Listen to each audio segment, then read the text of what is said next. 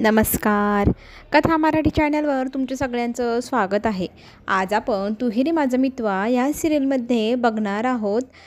ईश्वरी तिची एकटी एकटी बडबडत असते. सर आज फार विचित्र वागत होते. त्यांचं वागणं मला जरा विचित्र वाटते. नक्की काय असेल? त्यांना ना मला काहीतरी द्यायचं होतं, पण ते दिलं पण नाही आणि सांगत पण नव्हते. हे जरा विचित्रच आहे. सर आजकाल फार अजीब वागतात. त्यावेळेला नम्रता म्हणते, खरं तर माणूस जेव्हा असं काहीतरी विचित्र वागतं त्याच्यामागे काहीतरी कारण असतं. त्याच्यामागेही त्यांच्या स्वभावामागेही काहीतरी कारण असेल, काहीतरी दुःख असू शकतं. त्यांना आपण समजून घ्यायला हवं. त्यांच्या मनातली गोष्ट काहीतरी असेलच ना. त्यावेळेला ईश्वरी म्हणते, जे काही असेल ते असेल, पण ते काही मला चांगले वाटत नाही. जरा विचित्र वागणं, पण आपण काय एवढा विचार करायचा त्यांच्याबद्दल. आणि नम्रता तिला सांगत असते, नाही अगं, प्रत्येक माणूस काही वाईट नसतो. त्याच्यामागे काहीतरी कारण नक्की असेल, तू शोधून बघ. ईश्वरी म्हणते, ते सगळं जाऊ दे बरं. मला ना आज एक महत्त्वाची गोष्ट घडली, ती तुला सांगायची आहे. तिला हाताला धरून ती तिच्या पर्सजवळ घेऊन जाते आणि त्या पर्समधनं एक गोष्ट काढून दाखवते. ते म्हणजे सोन्याचं कंगन आजींनी दिले. आणि ती मशीन चालू केली, त्याचं बक्षीस म्हणून आजींनी हे कंगन दिलं. त्यावेळेला नम्रता म्हणते, सोन्याचं कडं, खरं तर तू जिथे गेली तिथे रिश्ते बनवतच असते. तुला नाते बनवणं जमतं, तुझा स्वभावच छान आहे म्हणून. पण जेव्हा आपण हे शहर सोडून जाऊ तेव्हा ते हे सगळं विसरणं तुला किती जड जाईल. आणि त्यांनाही तू त्यांच्या किती क्लोज गेली आहे. आणि हे एवढं महागडं कंगन त्यांनी तुला दिलं आहे, म्हणजे याचा अर्थ काय समजायचा गं? त्यावेळेला ईश्वरी म्हणते, मला तर काही समजत नाही, पण आजींचं मन मला काही मोडता आलं नाही. त्या फार प्रेमाने मला हे कंगन देत होत्या आणि त्या क्षणाला त्या इतक्या भावूक झालेल्या होत्या आणि त्यांना नकार देणं मला इतकं जड गेलं. मी खूप प्रयत्न केला, पण त्यांना मी नाही म्हणू शकले नाही. त्यामुळे मला हे कंगन घ्यावंच लागलं. त्यावेळेला नम्रता म्हणते, ठीक आहे, चल पुढे आता नवीन दिवस, नवीन सुरुवात. इकडे मात्र अर्णव तिच्याच विचारात बसलेला असतो. त्यांची पहिली भेट, प्रत्येक क्षण, ते सगळं काही त्याला आठवत असतं. तो जरी मान्य करत नसला, सगळ्यांना सांगत जरी नसला, पण त्याला नकळतपणे ती बडबडी ईश्वरी आवडू लागली आहे. तिचं प्रत्येक बोलणं, तिचं वागणं, जे त्याला इतके दिवस खटकत होतं, पण ते त्याला नकळतपणे कधी आवडू लागलं हे त्यालाही समजलं नाही. तिच्याच विचारामध्ये गुंग बसलेला असताना तिथे अंजली येते. त्याच्याकडे पाहते. माझा भाऊ कधी कोणाच्या जवळ गेला नाही किंवा कुणाला जवळ येऊ दिलं नाही. त्याच्या आयुष्यात घडलेल्या त्या घटनेपासून तो कधी कुणाशी नीट बोललेलाही नाही. पण तो आज त्या मुलीचा विचार करतोय हे पाहून तिला फार आनंद होतो. ती त्याला चिडवण्यासाठी त्याच्याजवळ जाते आणि त्याला सांगते, तू ईश्वरीचा विचार करत होता का? त्यावेळेला तो म्हणतो, नाही, तू का तिच्या मागे लागली? अगं, काहीतरी असेलच ना, सांग, तू असं का विचारते? त्यावेळेला अंजली म्हणते, खरं तर मी आजपर्यंत तुला कुठल्याही मुलीशी बोलताना पाहिलं नाही, पण ईश्वरीच्या बाबतीत तसं वेगळं दिसतं मला. म्हणून मी तुला विचारते, तुझ्या मनात जर काही असेल तर तू ते मला सांगावं. मी तुला त्याच्यात मदत करू शकेल ना. आणि माझी खरं तर हीच इच्छा आहे, माझा भाऊ आनंदी राहावा, त्याच्या आयुष्यात चांगल्या घटना घडाव्या, त्यालाही आयुष्याचा जीवनसाथी मिळावा. तुझ्या मनात खरंच काय आहे सांग. पण तो लाजतो. तू तिला काहीही सांगत नाही आणि तो तिला म्हणतो, ताई, तू काहीही विचार करते हं.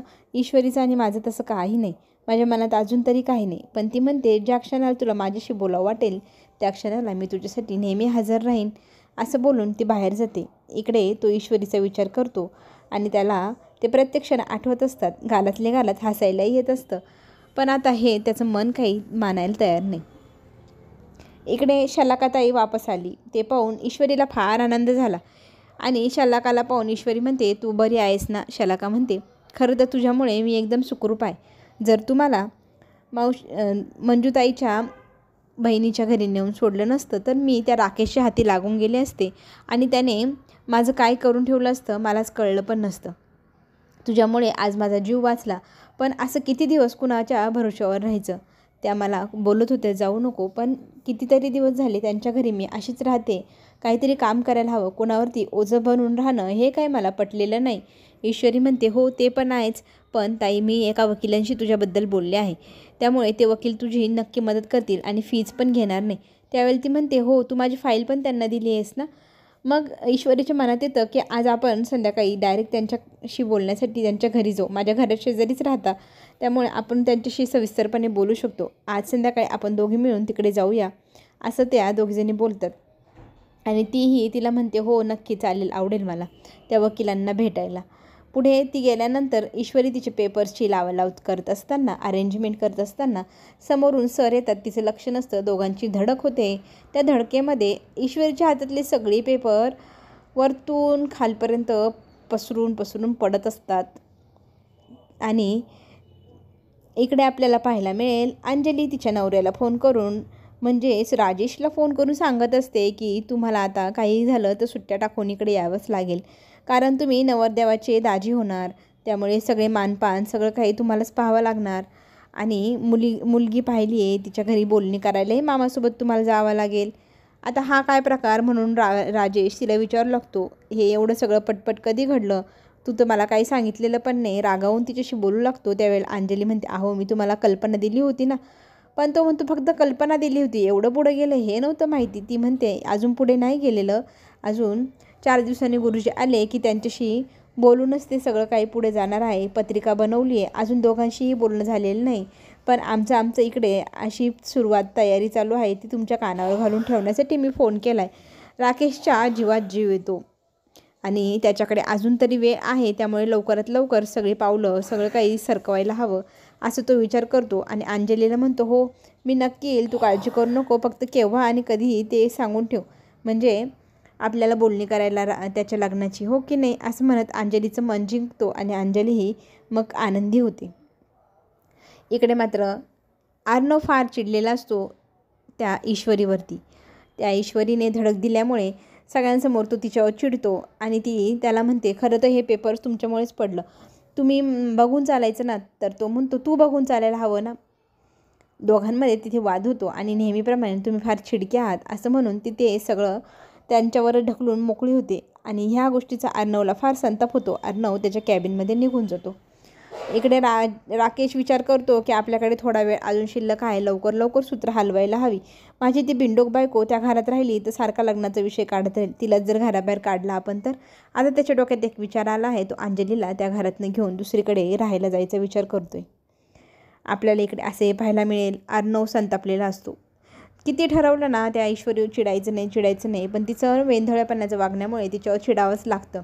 आणि त्याला असं वाटतं की ईश्वरी पाठीमागून आली आहे. मग तो बडबड करू लागतो, दरवेळेला मला येऊन धडकते आणि मला रागीट म्हणून सगळ्यांसमोर रागीट माझी इमेज करून टाकली आहे, तुझ्यामुळे मी सगळ्यांसमोर रागीट बनलो आहे. असं म्हणत मागे वळून पाहतो तर तिथे लावण्या असते. लावण्यावर चिडतो की मी येऊ का आता, असं बोलून यायचं, डायरेक्ट कशी येते, मग मला कसं कळेल कोण आहे आणि कोण नाही. तितक्यात तिथे आत येऊ का सर असं म्हणत ईश्वरी येते. मग ईश्वरीचं कौतुक करतो, म्हणतो बघ ही मुलगी कशी आत येताना मला विचारून आली, मग मला कळलं ती आली की नाही.